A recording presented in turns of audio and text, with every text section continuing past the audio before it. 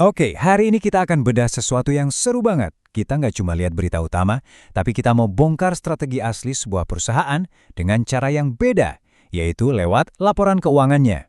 Kita akan membedah kisah dari PT Autopedia Sukses Lestari atau ASLC. Coba deh bayangin, gimana kalau laporan keuangan itu bukan cuma deretan angka yang bikin pusing, tapi sebenarnya itu adalah semacam peta rahasia, petunjuk-petunjuk tersembunyi. Nah, untuk analisis kali ini, kita akan jadi semacam detektif keuangan. Tugas kita, mengurai semua petunjuk ini buat mengungkap strategi besar di baliknya. Oke, siap? Mari kita mulai. Petunjuk pertama kita mulai dari yang paling fundamental, ya, duitnya. Cara sebuah perusahaan mengakui pendapatannya. Atau gampangnya, cara mereka mencatat uang yang masuk, itu bisa ngasih tahu kita banyak hal soal model bisnis inti mereka. Yuk, kita lihat gimana ASLC melakukannya. Sebelum kita gali lebih dalam, perlu kita tahu kalau ada semacam buku panduannya, namanya PSAK 72. Ini tuh standar yang memastikan semua perusahaan nyatat pendapatan pakai cara yang sama dan konsisten. Ada 5 langkah, tapi intinya gini, perusahaan baru boleh ngakuin pendapatan kalau mereka emang beneran udah ngasih barang atau jasa yang dijanjikan. Nah, ini dia bagian yang paling serunya, gimana aturan tadi dipraktekkan. Kita bisa lihat jelas ASLC ini punya 3 mesin duit yang beda-beda. Pertama, dari jualan mobil bekas. Pendapatannya diakui langsung saat itu juga. Ini bisnis retail murni. Kedua, dari jasa lelang. Mereka dapat komisi pas lelangnya sukses. Ini model bisnis platform. Dan yang ketiga, jasa gadai. Pendapatannya diakui pelan-pelan seiring waktu. Ini jelas layanan keuangan.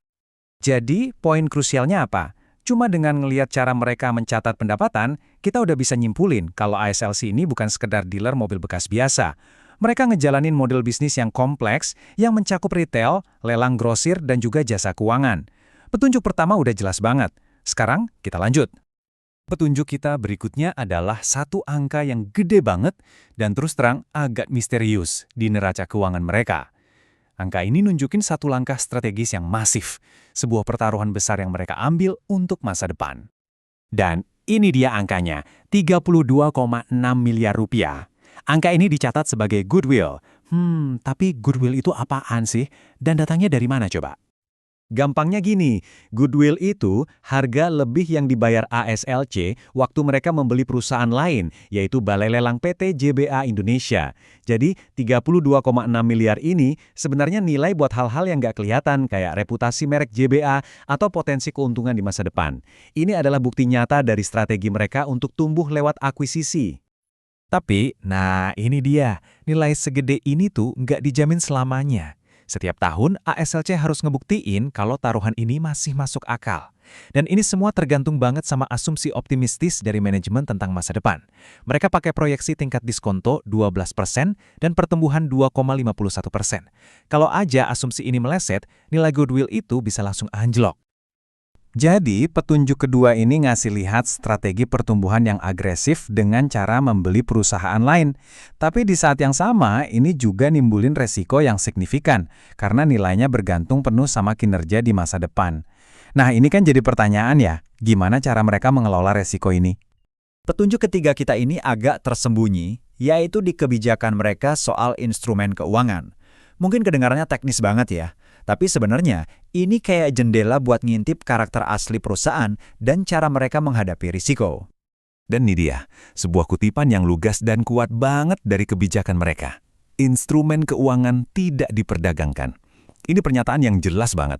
Artinya, mereka nggak main spekulasi di pasar keuangan. Fokus mereka bukan cari untung dari trading, tapi dari bisnis inti mereka sendiri. Di sini kita bisa lihat perbedaannya dengan jelas. Di satu sisi, ada pendekatan spekulatif yang ngejar untung dari pasar, tapi risikonya tinggi banget. Di sisi lain, ya ini, pendekatannya ASLC yang konservatif. Mereka fokus ke stabilitas, pakai model risiko yang pragmatis, dan secara terang-terangan menghindari spekulasi. Inilah jaring pengaman mereka. Jadi, poin pentingnya, petunjuk ketiga ini menunjukkan sisi lain dari koin. Di satu sisi, mereka berani taruhan besar untuk tumbuh. Tapi di sisi lain, mereka membangun semuanya di atas fondasi keuangan yang super hati-hati dan nggak spekulatif. Oke, kita udah kumpulin 3 petunjuk utama. Cara mereka dapat duit, taruhan besar yang mereka ambil, dan jaring pengaman mereka. Sekarang, waktunya kita satuin semua kepingan puzzle ini buat ngelihat gambaran besarnya. Inilah DNA strategis ASLC yang berhasil kita bongkar. Mesin pertumbuhannya adalah diversifikasi dari 3 aliran pendapatan yang berbeda. Metode pertumbuhannya adalah akuisisi yang berani, kelihatan dari goodwill 32,6 miliar itu. Dan yang mengikat semuanya adalah filosofi risiko yang sangat hati-hati dan non-spekulatif. 3 petunjuk ini melukiskan gambaran yang sangat jelas dan konsisten. Jadi, vonis akhir dari investigasi kita adalah ini. Strategi besar ESLC adalah ekspansi yang ambisius dan beragam, tapi dibangun di atas fondasi yang stabil dan anti risiko. Mereka mau lari kencang tapi dengan cara yang terkendali dan aman. Ngebongkar strategi ini sih satu hal, tapi ceritanya kan belum selesai. Laporan keuangan mereka itu nggak cuma ngomongin masa lalu, tapi juga ngasih kita petunjuk soal area-area kunci yang perlu kita pantau ke depannya. Jadi, kalau Anda ngikutin perjalanan ASLC, ini yang perlu diperhatiin. Pertama, kinerja goodwill-nya. Apa bisnis JBA beneran bakal ngasilin duit sesuai harapan? Kedua, keseimbangan pendapatan. Apa ketiga mesin ini akan terus tumbuh barengan, atau nanti ada satu yang lebih dominan? Dan terakhir, sensitivitas estimasi. Seberapa kuat asumsi mereka kalau kondisi ekonomi berubah? Semua pertanyaan ini, jawabannya berakar dari kebijakan akuntansi yang udah kita bedah tadi.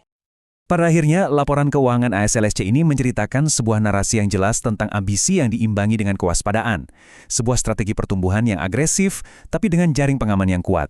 Pertanyaannya sekarang adalah, dengan fondasi seperti ini, kira-kira akan seperti apa ya babak berikutnya dalam kisah mereka?